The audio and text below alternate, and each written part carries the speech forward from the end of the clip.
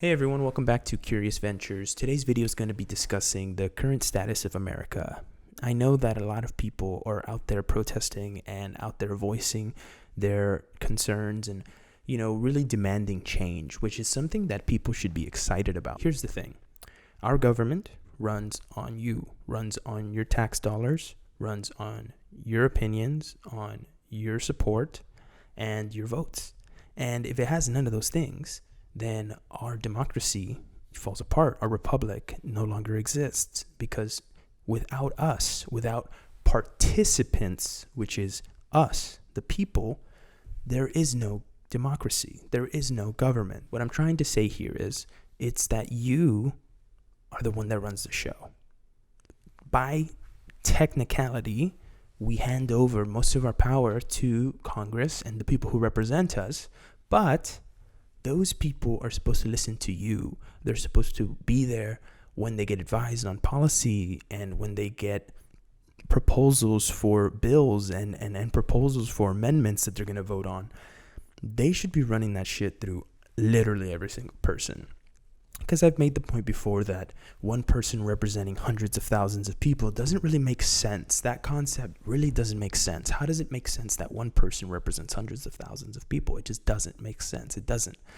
And that's what they rely on. They rely on the fact that you aren't really going to go and pursue that. You're not going to go and pursue something as real as, tracking people down and voicing your concern. They want you to just be okay with everything.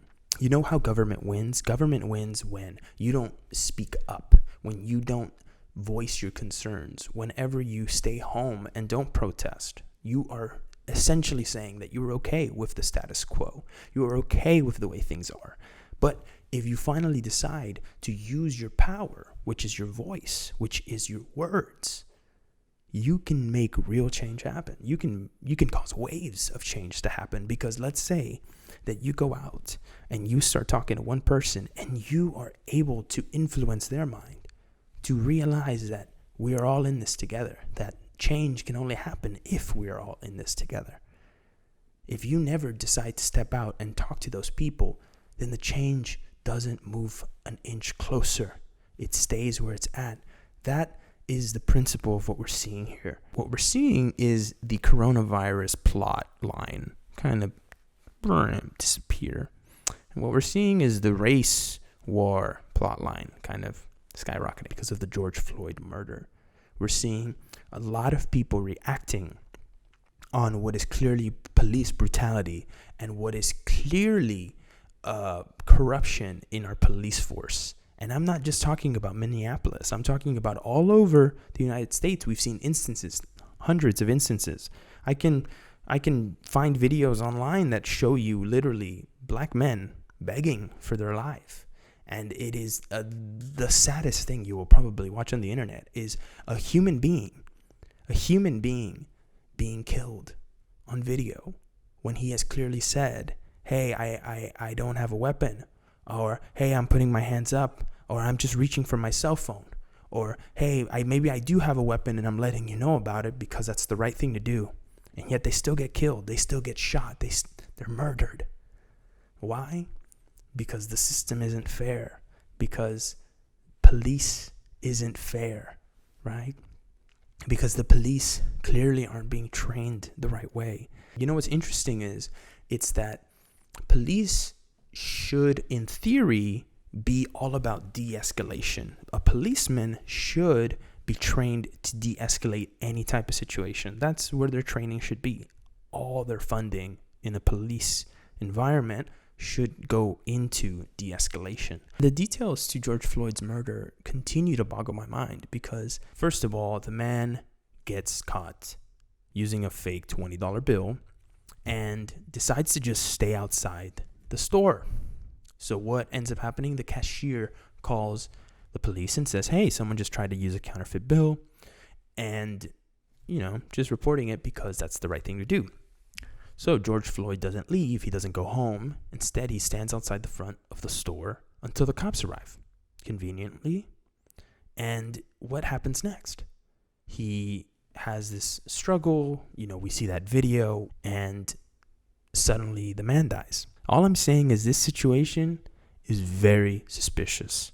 You find out later on that the policeman and George Floyd used to be co-workers. They used to know each other and they used to work together. That's ridiculous. How are you going to tell me that this man knew George and then kills him? Because that seems so outrageous. How that's a connection. And then the fact that George was even out there in the first place for a counterfeit bill. Because wouldn't you just leave? Wouldn't you just leave the area? I would, especially if you know the cops are going to get called. And if you don't, shit, I would still leave. But why didn't George leave? Why didn't George leave? And that's the part that I want you to think about. Why didn't George leave? And why did the cop who killed him know who he was? It's very, very, very interesting. And I think that it needs to be further investigated. If you're enjoying this video so far, please make sure to like it. It does help me with the YouTube algorithm. And it also helps more people learn about what's going on in our government today. Clearly, there's this situation that we're in.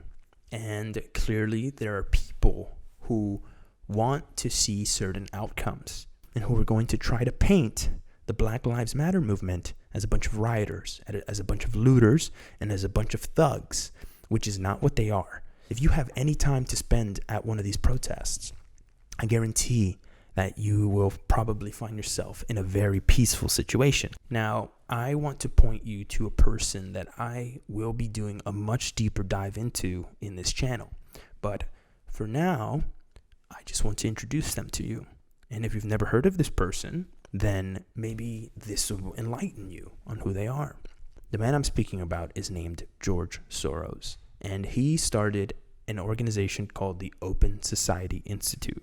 Now, the Open Society Institute is basically a philanthropic organization used by George Soros to fund multiple organizations.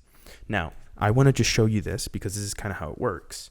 So you have the Open Society Institute at the top. They funnel money into the smaller organizations, right? I'm not going to get into the whole list of all the organizations, but I do want to mention organizations like Media Matters, Tea Party Tracker, Think Progress, Tides Foundation, Apollo Alliance, Center for American Progress, SOS, Secretary of State Projects, One America Votes, the Ruckus Society, Faith in Public Life, Sojourners. These are just some of the organizations that are funded by this Open Society Institute.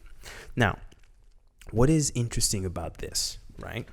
I was watching this program from 2010 that Glenn Beck did. I don't know if you know anything about Glenn Beck or if you've ever heard of him, but if you haven't, maybe you should look into him. He, in 2010, talked about George Soros, and he had a whole breakdown of what the man was doing and how his network was essentially kind of trying to take over the world. And he talks about in multiple books of how he sees himself as a god and he views himself as being a god. And that is in his own head. George Soros has built this up in his head. And he even has said that the world needs a conscience, right? He says that the world needs a conscience because there needs to be some sort of, thought pattern and process that is used to figure out all of these social injustices and how to fix them, right? Or whatever the problem may be, and finding a solution. And he has said the world needs a conscience. But then he has also said, I want my foundation network to be that conscious. So do you understand what I'm saying here? Do you understand the idea that is being presented to you? This man wants to rule over policy, over government, over people, right? But he won't say that. That won't be said directly. But indirectly, it is usually always being said. The man has even said that the main obstacle to a stable and just world order is the United States. He views us as an obstacle to a world order. And this man is funding organizations that are either funding politicians or funding movements. That's not somebody you want in that position of power. Not someone who views our country as something that stands in the way of whatever his agenda may be, whatever his end game may be. So, here is the interesting part. As you may know, people often speak about a shadow government that is involved in our own United States government. Now, what is a shadow government? A shadow government is essentially a group of people who are running and pulling the strings behind the scenes, right? You never hear about these people. You don't know who's necessarily in charge, but you do notice something sometimes. And that's the part where your mind starts to think and your mind starts to connect dots and you start to notice patterns. And some people will call you a conspiracy theorist for even suggesting certain things, even if those things have been proven to be true. Now, how does a shadow government work, right? So let's take this example with the Open Society Institute. So let's say this fund has $20 billion, right? I, being the Open Society Institute, decide to give each organization that I'm a part of 50 million, right? 50 million for you, 50 million for you. Maybe you give this one 600 million, right? Because they're a little bit more impactful. This one gets 200 million, right? This one over here gets 300 million, right? Oh, this one over here gets, 500,000, whatever, right? The point is, society funds the rest of these organizations, right? So, what happens next? These organizations then go and fund politicians, right? Wow, politicians, or they are used for lobbying, or they are used for organizing marches. This one over here is going to organize protests. Maybe this one's going to be focused on election interference, right? And then maybe this one over here, the $50 million one, is just going to go ahead and invest their money into other organizations, right? Same with this one over here. They'll invest it in other organizations. So what are we seeing here? You see this pattern? Do you follow what's going on here? The top funnels money down into the smaller organizations. Those smaller organizations then take that money and fund whatever their cause is, whatever their project is, right? Some organizations decide to just give money away to other organizations, right? Micro organizations. Let's say that one of these organizations funded by the Open Society Institute happens to be a lobbying firm or happens to be a PAC, right? Let's hypothetical here, say that they invest money into a politician's campaign, right? Let's say Open Society Institute funds an organization. That organization decides to give money to one politician, right? Now you're thinking, oh, that was just a campaign donation, right? But what if secretly that same organization is just passing a message along from the main guy at the top, right? And so what do you get? A middleman, sometimes two, right? And they're just there to hide this paper trail, to hide where the money is going, right? Because there's theories that say that this man, George Soros, has funded rioters, has funded Antifa, right? And I'm not going to make any claims here today because I don't have that evidence. But I promise you, if I do find it, and when, that I will present that evidence to you. And that every step of the way, I'm going to try to expose this corruption and this shadow government. Because, like I said, enough is enough. And I think all of us are tired of watching what is clearly going on and not doing anything about it. Why? Because we feel like we don't have any power, right? But guess what? We have all the power. We have all the power. Don't ever forget that. I just want to end on this. This is how a shadow government works, because it pulls the strings from the bottom, who's the politicians that are really being controlled by the person at the top. See, if you see this guy at the top has funded all of these organizations, and all his money has kind of gone and been dispersed within all of these separate groups and entities, right? So what's not to say that this guy up top one day wants a favor from the guy down here, right? And he says, well, you got an election coming up. It would be really sad if someone decided to pull out, the $50 million you got from that organization. And that person says, wait, you can't do that. But then you find out, yes, you can, because I'm the guy that's funding that organization. If you don't do what I say, you don't get to be a congressman anymore. You don't get to be a senator anymore. Who knows what position they hold? But it can easily be taken away unless you decide to become a part of the system. You become another gear in that little turning mechanism that keeps it moving, but in reality is just entrapping every single person involved in our country. Every single American who is involved gets trapped. And what do you have at the top? You have an organization funding other organizations that fund politicians or fund other organizations that fund politicians. And then they go under 501c4s. And a 501c4 allows you to not have to disclose who your donors are. You don't have to say it. So then the trail goes dark. Nobody has any idea because you can't find the connections. But they're there because we know that these organizations pop up a lot and we know what these organizations are doing. Oftentimes they have very positive sounding names, but in reality they do the exact opposite. These organizations are just there to control, and they are just there to keep people in line. And that's all the top cares about, keeping people in line. And while all of this is happening, if you notice in my last video, I talked about the Patriot Act, now known as the Freedom Act. The craziest part is, what happened to coronavirus? People just suddenly stopped talking about COVID. Oh, now it's the riots and the change and the race wars. Meanwhile, what is Congress still doing? Trying to get deeper and deeper into your information. And here's the crazy part. What's all of this got to do with that bill? Imagine being a member of Congress and using this situation to their advantage. Saying, oh, well, if we would have only known their search history, we could have figured out who these rioters and looters were sooner. Maybe they were searching terms and we could have flagged them. We could have caught them. That's what their argument would be. And that's literally what they'll use to try to get deeper and deeper into your own privacy and security. I'm not surprised at this point that all of Congress is bought and paid for.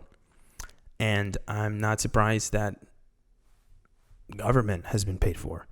And I will go into lobbying and the big issues with that in my next video, and just explaining why those things are not okay. So that's kind of just a little dip into George Soros. I didn't want to do a whole deep dive just yet.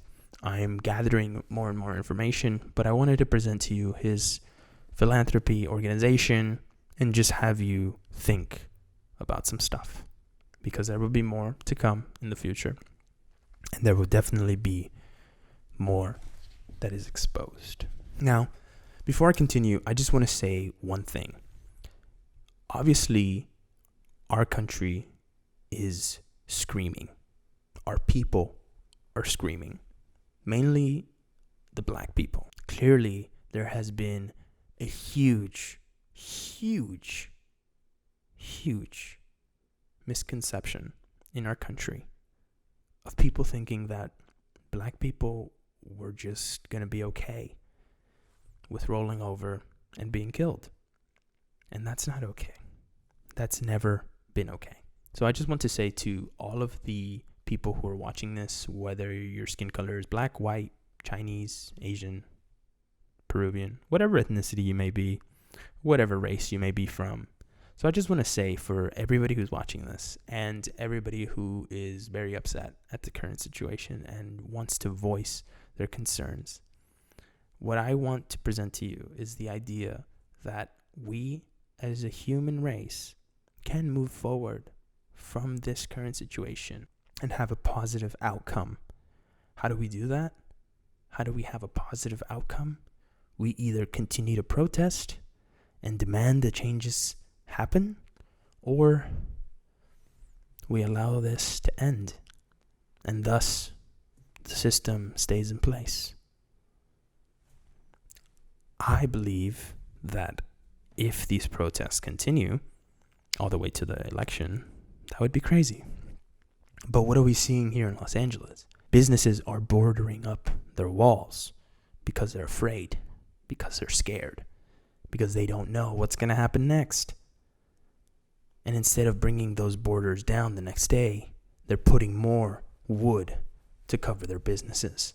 Because here's the thing, COVID brought things down to the level where grocery stores would be closed at a certain hour and you couldn't be out past a certain time. Why? Because of the pandemic. This rioting, this looting is causing stores to shut down for good, for at least a couple of weeks. If repairs have to be made, that's not going to benefit you in any way. That is only going to hurt you. You shop at these stores, you go to these places, and if they're closed because they're afraid that they're going to get looted or broken into, then you're not going to be allowed to shop anymore. You're not going to be allowed to get groceries for a while. And that situation, that world is not one I want to be a part of. I don't want to be in a world where I can't do the simple things that I could normally do. And I know there's people out there that are going to say, and I heard this when I was marching, is you never really know what that other race is experiencing. And that's why I choose not to see race. Personally, I don't give a fuck what the fuck your color of your skin is. I don't. I could care less. Want to know why? Because I am not stuck on that. I'm not stuck on a label that somebody else uses to control you. That's silly. Don't you think? I wouldn't want to be controlled and manipulated because of the color of my skin. But that is a choice that we make. And sometimes that choice is taken from us, obviously, when the situation is obviously beneficial for certain parties, like we saw with these cops who thought that they could get away with this because they were the police. This whole thing is very suspicious because we were being baited with coronavirus. We were being distracted. Now, COVID stopped working. People no longer gave a fuck. So what happened? We must now change the narrative to another distraction. This time, hit them where it hurts. Race. Because so many people focus on that. So many people focus on race, right? And the reason they do it is because they know other people are focusing on race. But what if nobody gave a fuck about race? What if we all focus on the fact that deep down, we're just souls in human bodies? People forget that. People forget that we have a spiritual connection, that we elicit spiritual connections. Anytime I gaze into a person's eyes, anytime I have a conversation, I'm connecting with that person. And hopefully, people will start to realize that we're all in this together against the one true evil, which is the people who are puppeteering this situation, who are benefiting from this situation. And you might be thinking, oh, but they're not making money from this. It's not about money. It's about power and control, because that's all that truly matters to these people.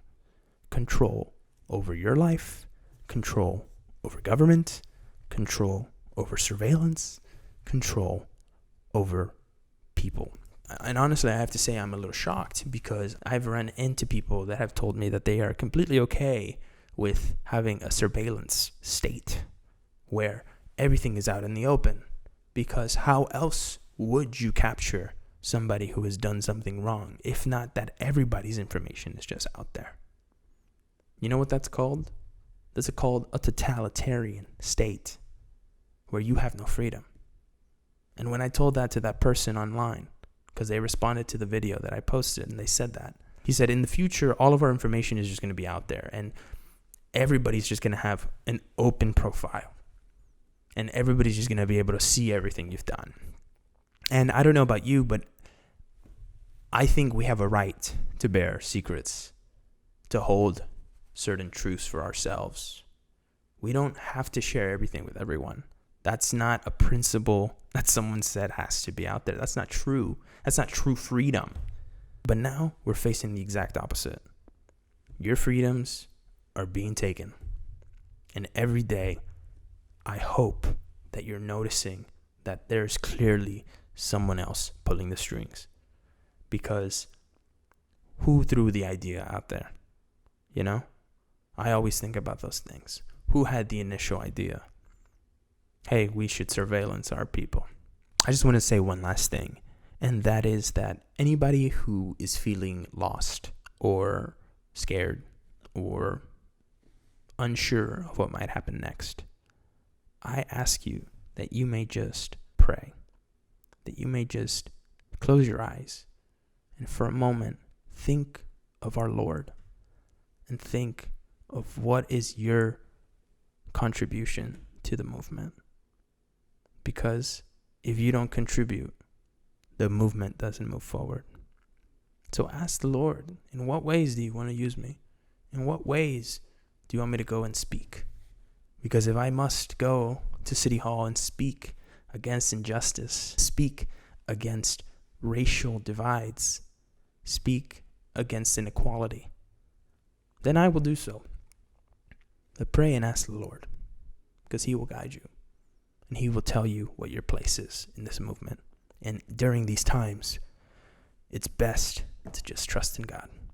Trust in the Lord, because He will guide you. And to our Black brothers and sisters out there who may be fearful or unsure of what might happen next, or even feeling lost, I want you to know that you are not alone. And you will never be alone, ever again, because you have people fighting for you now from all over the world. Not just here in the United States, but all over the world. People are standing up and saying enough is enough. Because in this collective consciousness that we have as people, we clearly view certain things as being more important than others. And for that reason, we allow ourselves to be manipulated, because someone can make an issue spark a movement, but it could all be a distraction. All of it. The whole thing, from start to finish. And then you get caught up in the web.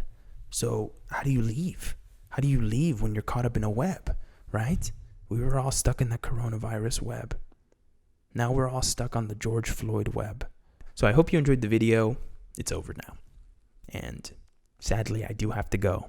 But I do want to leave you with this. Don't ever forget that your words are there to empower. They're there to breathe life into other people, to spread positivity. Do not forget about your power that is within all of us. Do not forget about that, because that voice, that strength is going to be used to elicit the change that we want. So don't be afraid to speak up. Don't be afraid to stand up for others. Don't be afraid to call out racism, because people don't change unless they're called out. And things don't change unless people start to change. And so with that, I leave you. If you have any comments, questions, or concerns, please leave them in the comments section, and I will make sure to get to them as quickly as I can. I hope I gave you some food for thought. I hope I gave you some information that will open your eyes. And honestly, I just hope that this video helped you realize that there are many games being played in our country as we speak. And there are a lot of very powerful people, very rich people who have an agenda. And you're not included in that agenda, except to be manipulated and controlled. So there's a lot more that needs to be unraveled here. And I promise I will get to it. And I will make sure to report it to you right here on this channel. So make sure you subscribe for future content. Like this video if you enjoyed it. And stay tuned, because things are only going to get crazier from here. Stay curious, everyone. And I'll see you in the next one.